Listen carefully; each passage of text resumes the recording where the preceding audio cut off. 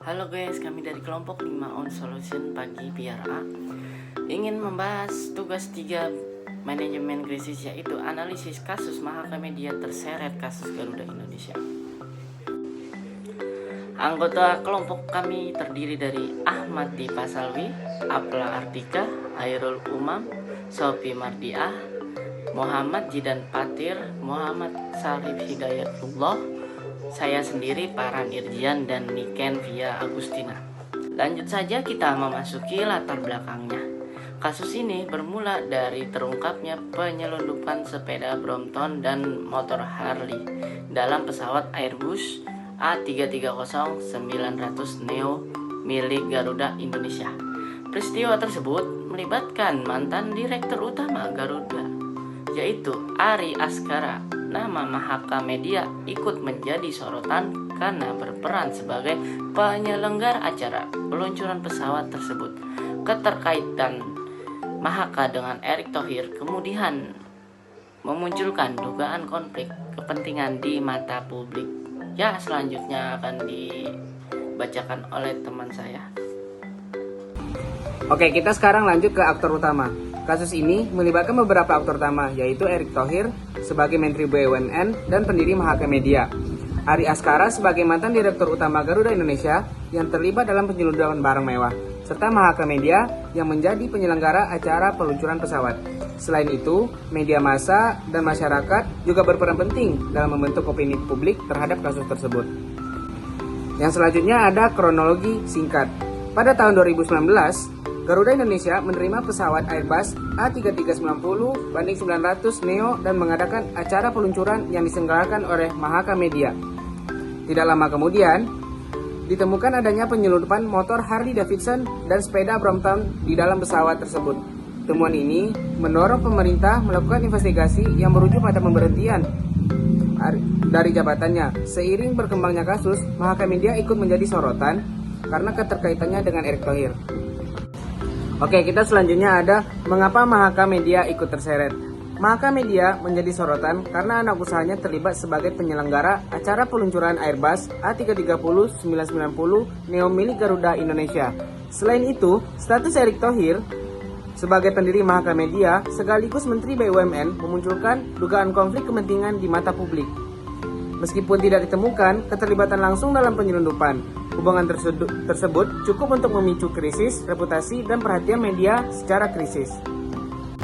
Oke, yang selanjutnya ada dampak reputasi kasus. Meskipun Mahakamedia tidak terbukti terlibat dalam penyelundupan, perusahaan tetap menghadapi risiko reputasi akibat asosiasi dengan pihak yang terlibat dalam kasus.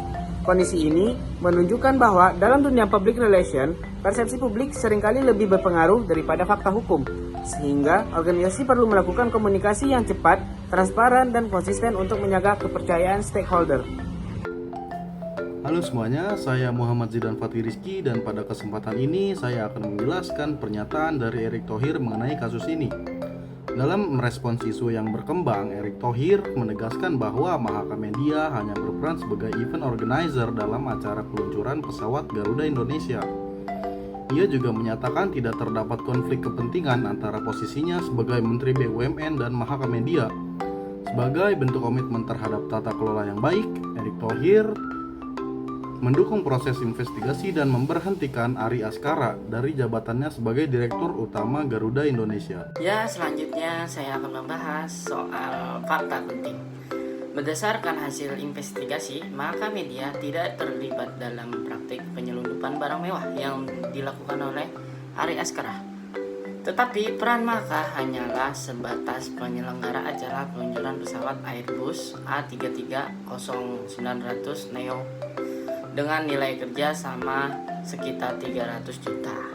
Selain itu, kerjasama tersebut telah berlangsung sebelum Erick Thohir menjabat sebagai Menteri BUMN, sehingga tidak ditemukan bukti adanya konflik kepentingan secara langsung. Terima kasih.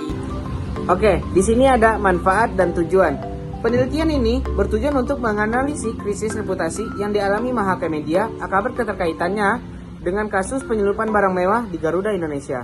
Selain itu, penelitian ini juga bertujuan untuk mengidentifikasi isu public relation yang muncul serta mengevaluasi strategi komunikasi krisis yang dilakukan perusahaan dalam menjaga dan memulihkan kepercayaan publik. Penelitian ini diharapkan dapat memberikan manfaat secara teoritis, praktis, dan akademis. Secara teoritis, penelitian ini dapat menambah referensi dalam kajian public relation, khususnya pada bidang komunikasi krisis dan manajemen reputasi. Secara praktis, penelitian ini dapat menjadi bahan evaluasi bagi perusahaan dalam menghadapi dan mengelola krisis reputasi secara objektif. Dan selanjutnya ada PR isu. Dari perspektif public relation, kasus ini memunculkan isu mengenai potensi konflik kepentingan antara jabatan publik dan hubungan bisnis. Meskipun tidak ditemukan pelanggaran yang melibatkan Mahaka Media, persepsi publik yang berkembang menimbulkan keraguan terhadap transparansi dan integritas pengelolaan BUMN. Situasi tersebut kemudian berkembang menjadi krisis reputasi yang dipengaruhi oleh pemberitaan media dan opini masyarakat. Baik teman-teman, perkenalkan nama saya Muhammad Syarif Hidayatullah. Di sini saya akan menjelaskan tentang analisis PR. Isu utama dalam kasus ini bukan terletak pada keterlibatan langsung Mahaka Media dalam pelanggaran hukum, melainkan pada asosiasi reputasi yang muncul akibat hubungan perusahaan dengan tokoh publik. Kurangnya pemahaman publik mengenai posisi Mahaka Media memperbesar ruang spekulasi dan memperkuat persepsi negatif. Kondisi ini beresiko menurunkan tingkat kepercayaan masyarakat terhadap institusi yang terkait. Halo, nama saya Para Netizen. Saya di sini akan menjelaskan strategi komunikasi dan evaluasi strategi. Yang pertama ada strategi komunikasi yang diterapkan berfokus kepada klarifikasi terbuka kepada publik mengenai posisi Mahaka Media dalam kasus tersebut. Selain memberikan penjelasan melalui media massa, pihak terkait juga menunjukkan komitmen melalui tindakan nyata berupa pemberhentian Ari Askara dan dukungan terhadap proses investigasi. Pendekatan ini bertujuan untuk menjaga kredibilitas institusi dan memulihkan kepercayaan publik. Ya, lanjut saja kita membahas evaluasi strategi. Strategi komunikasi yang dilakukan memiliki kelebihan berupa respon yang cepat, tegas, dan transparan, sehingga mampu memberikan kepastian informasi kepada masyarakat. Namun, strategi tersebut juga memiliki kelemahan karena cenderung bersifat defensif dan dilakukan setelah isu berkembang luas.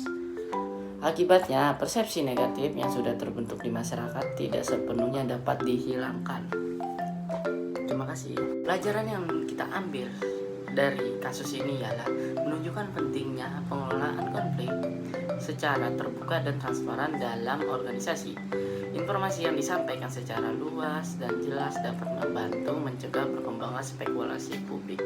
Selain itu, fungsi public relation perlu dijalankan secara proaktif dan konsisten agar organisasi mampu mengendalikan narasi yang berkembang di media maupun masyarakat. Terima kasih. Halo, saya Niken Febustina. Saya ingin menjelaskan pentingnya peran public relation.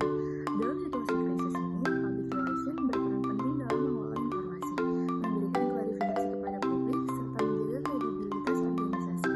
Komunikasi yang cepat, transparan, dan konsisten menjadi faktor penting untuk mengurangi spekulasi dan memulihkan kepercayaan publik. Hubungan